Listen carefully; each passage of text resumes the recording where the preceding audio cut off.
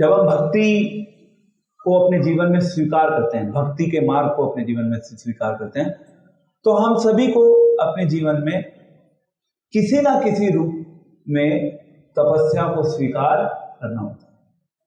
तपस्या करना थोड़ा मुश्किल है।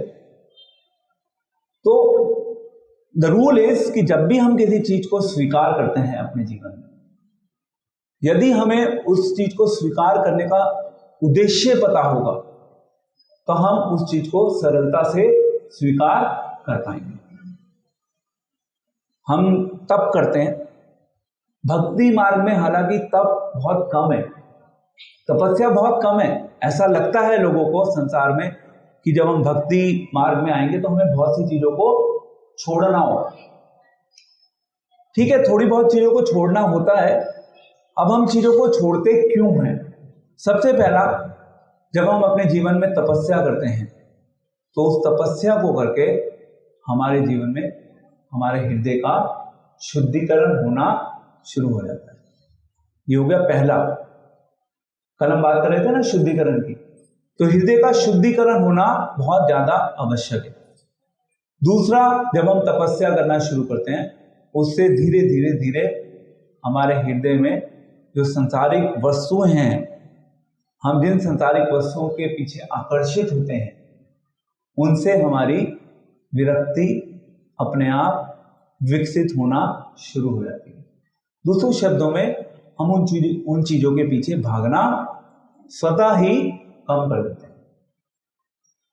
और जितनी हमारी इस संसार में वस्तुओं के प्रति, लोगों के प्रति विरक्ति होगी, उतना हम धीरे धीरे भगवान के प्रति आसक्ति विकसित कर पाएंगे। आप ऐसा नहीं कह सकते कि हम संसार से भी आसक्त हैं और संसार के साथ साथ हमारी भगवान में भी आसक्ति है। दोनों चीजें एक साथ नहीं चल सकती। आपको अपने जीवन में ये निर्णय लेना होगा, इस चीज का चुनाव करना होगा कि आप संसार में भागना चाहते हैं या आप भगवान के पीछे भागना चाहते हैं। तो जब हम तप करते हैं उससे हमारे हृदय में विरक्ति जागृत होना शुरू होती है। तीसरा, हमारी इंद्रियां जो हैं, जो हमेशा बेकाबू होकर पागल सांड की तरह इस संसार में घूमती रहती हैं अलग अलग चीजों के पीछे, हमारी इंद्रियां धीरे धीरे अपने आप वश में आने लगती हैं। जैसे अभी नवरात्रि चल रहे हैं तो बहुत से डिवोटीज हैं जो नवरात्रों का व्रत भी रखते हैं। तो ये स्वाभाविक है, जो व्रत रखते हैं वो अपने जीवन में कुछ ना कुछ परिवर्तन अवश्य अनुभव करते हैं। तो तप हो गया ना, हमारे शास्त्रों में उसको बताया हुआ है कि आप अपने जीवन में तप करेंगे तो उससे आपकी इंद्रियां जो हैं वो धीरे धीरे वश में आना शुरू हो। तो ये हो गया तीसरा। चौथा, हम अपने जीवन में जो हमारी आवश्यकताएं हैं, हमारी जीवन की आवश्यकताएं जो हैं, नीड्स जो हैं, वो अपने आप कम होने लगती हैं। दूसरे शब्दों में, हम अपने जीवन को सरलता से जीने का अपने आप प्रयास करना शुरू कर देते हैं। ये तपस्या का प्रभाव है। हमारी आवश्यकताएं कम होंगी और हम धीरे धीरे धीरे धीरे अपनी नीड्स को कम करेंगे। और उसका रिजल्ट क्या होगा? जब ये सब चीजें हमारे जीवन में प्रवेश करना शुरू कर देंगे, उसमें हमारी चेतना का विकास होना शुरू हो जाएगा। चेतना ऊपर उठना शुरू हो जाएगी। एक तो होता है सांसारिक चेतना। उस सांसारिक चेतना में हम हर चीज को, संसार के जो अलग अलग विषय हैं, संसार का जो ज्ञान है, उस ज्ञान के आधार पे हम इस संसार की वस्तुओं को देखते हैं।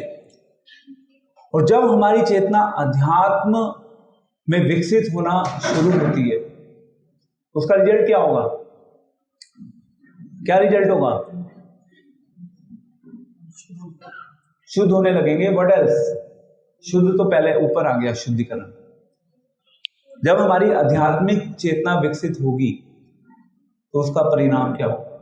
मैंने अभी 1 मिनट पहले बताया। नहीं, वो तो पॉइंट अलग ही है ना, विरक्ति इसी पॉइंट से जुड़ा हुआ।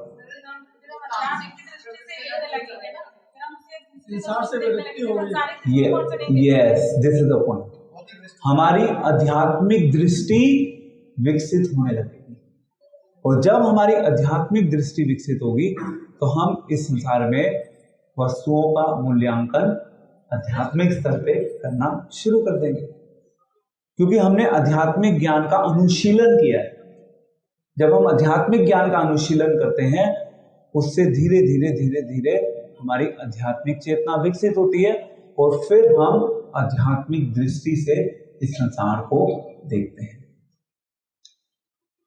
तो एक साधारण व्यक्ति भी इस संसार को देखता है, और जो भगवान की भक्ति में लगा हुआ है वो भी इस संसार को देख रहा है।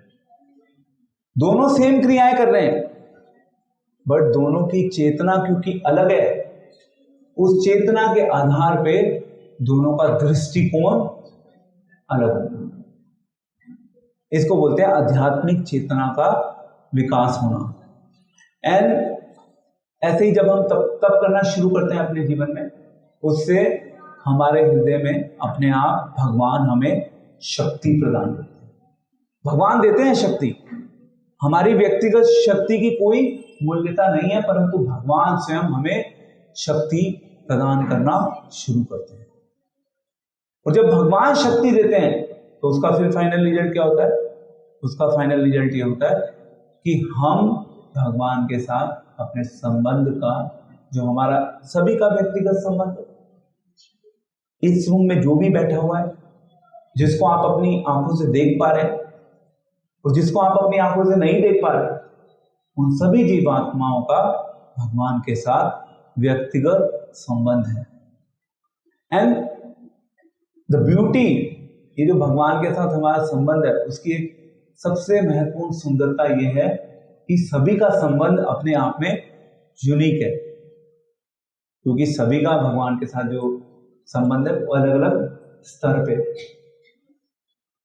किसी के संबंध में इतना गैप होगा, किसी के संबंध में इतना गैप होगा, किसी के संबंध में इतना गैप। संबंध सभी का है, और हर कोई भगवान के साथ उस संबंध के अनुसार ही डीलिंग्स करता है। आप सब भी करते हैं, हम भी करने का प्रयास कर रहे हैं। संबंध सभी का है, ये बहुत महत्वपूर्ण है समझना।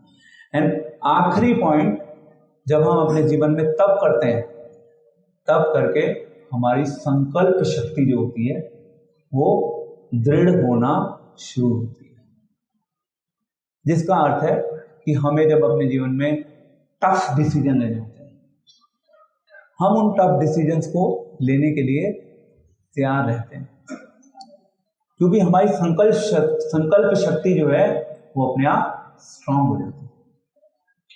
यह है तप का लाभ।